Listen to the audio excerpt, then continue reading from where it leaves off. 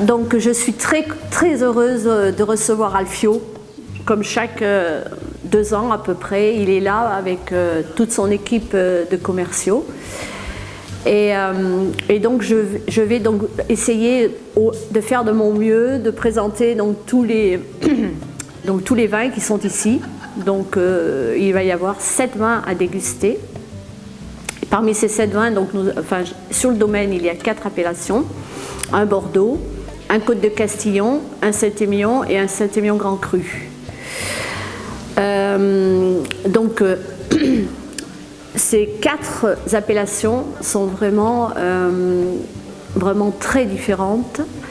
Depuis 1985, ici, on essaye de faire des vins tradition, de continuer vraiment la tradition bordelaise.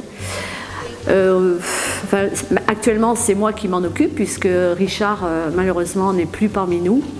Donc j'essaye de continuer ce qu'il avait mis en place. Et c'est vrai que pour moi, c'est pas évident, mais j'essaye de me faire un petit peu, de me faire aider par des amis viticulteurs, de toquer aux portes pour faire le mieux possible. Et donc il y a certaines choses évidemment que je ne possède pas, mais j'essaye d'apprendre, parce qu'il n'y a pas d'âge pour apprendre. Et voilà.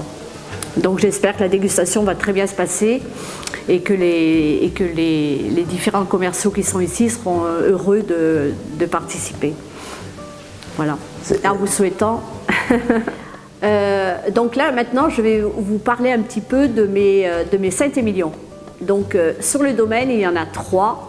Bertina-l'Artigue Saint-Émilion, dont les parcelles sont essentiellement autour de l'exploitation, sur des sols sableux. Donc ensuite il y a un deuxième vin, Auris Ducasse, qui lui est une sélection.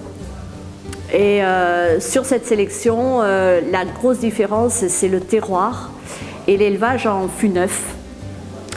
Et après, le 3e vin en Saint-Émilion est Saint-Émilion Grand Cru, qui lui est le top des tops, c'est le P du Roi, qui lui est fait, c'est un vin qui est fait en très petite quantité et qui est fait uniquement les années où on peut le faire.